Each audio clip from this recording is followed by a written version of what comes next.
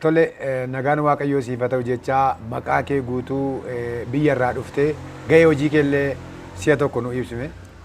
Okkee galatoomaa jecha maqaan koo Baacaa Guutaan jedhama. Kanan dhufe godina Bunnoo Baddallee irraati. Gaheen hojii kooti immoo ogeessa fayyaati health officeridha. Health officeridha jechuudha.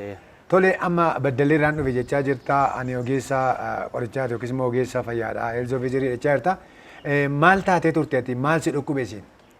Kana dura bara 2011 keessa dhukkubsadheen ogeessotaan gaafan ilaalamu dhukkuba vaayirasii turuu akkan qabu yookiin hepatitis B kan jedhamu akkan qabu natti himamee ture. Saniif jecha yeroo baay'eetti dhibbachaan ture baay'eetti dhukkubsachaan ture. Amma waaqayyo na gargaaree kunoo akkan dhugaa ba'uu taatu na taasiseera. Tole amma dhukkuba dhibee tiruutu na qabee jechaa jirta. Dhibee tiruu kun erga si qabee amma gara waggaa tokkoo ta'eera jechuudha. Gara waggaa tokkootiif deema. Kanaaf atamma kun ogeessachaa jirta mana qorichaa gaafan dhaqu na yaalanii akkan vaayirasii tiruu qabu natti himanii jechaa jirta. Kanaaf dhibee tiruu kanaaf qoricha ittiin fayyuu dandeessu argatteetta moo maal ture akkamitti ture? Amma kana akkamittiin taa'aa turte? Kanaaf waan baay'ee yaadeera keessumattuu haala anillee akkuma ogeessa fayyaa ta'e jechuudha.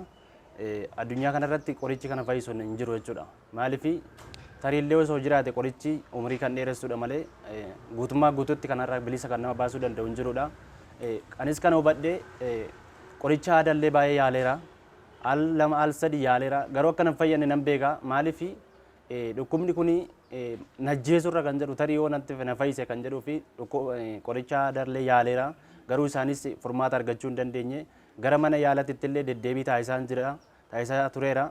Qarshii baay'ee maallaqa hedduu baaseen ture. Garuu homaa tokko wanti naaf taasifame hin jiru jechuudha. Furmaata argachuu hin dandeenye. Amma dhibee kanarraa akka addunyaatti akka hin fayyine kun akka ogeessa qorichaa tokkootti akka ogeessa fayyaa tokkootti nutti himaa jirta. Kana hundumaa yaaltee mana qorichaa iddoo adda addaatti yaaltee dadhabdee amma kunoo gara gaazexaa hojii yookiis immoo iddoo keessummaa waldaa ifa fayyinaa argamaa jirra. Isa booddee gara kana akkamittiin dhufuu dandeesse? Gara kana kanan dhufuu danda'ee fi ani yeroo baay'ee televezyiinii ifa fayyinaa waldaa ifa fayyinaa irraa kan darbu jechuudha Bishooftuu irraa. Yeroo baay'ee nan ilaala jechuudha mana koo taa'ee jechuudha. Nan ilaala nan hubadhaa fayyinni adda addaa akka ta'u ilaalan ture. Maaliif keessumattuu du'aan gaafa ka'u argeera achirratti jechuudha. Namoonni dhukkuba adda addaa fi dhibee adda addaa gidiraa adda addaa jala jiran yennaa fayyan argeera. Anis isa ilaalee jechuudha. Fayyinni iddoo sanitti naaf ta'a jedheen amanee dhufe iddoo kanattis kunoo waaqayyo na gargaaree ani bilisa ba'eera galanni waaqayyoof haa ta'u. Namni waaqayyoos dhufanii gara koo gara gaazexaawwan iddoon sireen qabadhee dhufanii seenanii iddoo kamirraa dhufte naan jennaan iddoo kana jedhanii itti madde maal si gargaaru naan jennaan akka kana waan akkasiin dhukkubsadhe jedheenis ittan hime isaanis gara koo laali naan jedhanii anointing oil yookiin dibaticha afaan kootitti naqanii harka koottis buusanii waaqayyoon naaf kadhatanii kadhata sekendii 30 caalle keessatti waaqayyo nagaa siif kenneera ati bilisa cheek ta'e dhaqiita moo naan jedhanii anis yeroodhuma sanitti bilisa nan ba'ee dhaqee nan laalame daqiiqaa 5 kan hin caalle gidduutti asii fiigeen dhaqee kilinika deemee nan ilaalame anis sa'aatuma sanitti gaafan ilaalamu negatiif bilisa achumaan ogeessota iddoo jiran wajjin illee waaqayyoon galateeffannee galanni waaqayyoof bara baraan haa ta'u bara baraan waaqayyo akka fayyadamu. Baay'ee ajaa'iba. Amma kana booddee namni waaqayyo gara kee dhufanii jechuma kunoo sekendii 30 illee guunne keetti ati biliisa dhibee qoricha hin qabne addunyaan itti furmaata dhabdee jirtu kana ati biliisa nagaan sii ta'eera ammoo dhaqi cheekii ta'e isiin jedhan. Kana booddee ati fiidee dhattee warra mana yaalaa bira gaafa dhattu biliisa siin jedhan. Kunooti amma kunoo waaqayyo akkasittiin bilisa si baasee dhibee qoricha hin qabne kanarraa si fayyisee amma akka dubbatutti utuu jiraate illee kan umuriin dheeressu malee raawwatee kan fayyisu hin jiru jechaa jirta.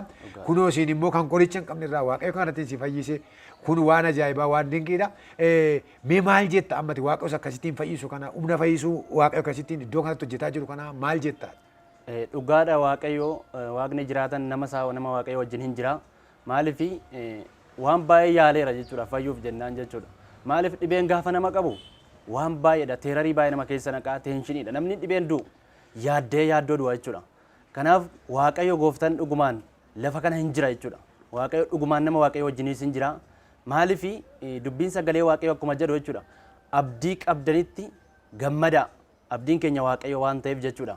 Kanaaf abdii qabnutti gammaduudhaan waaqayyoon kadhachuudhaan rakkinas obsuudhaan waaqayyo guyyaa qaba guyyaa itti nama hiikuu qaba.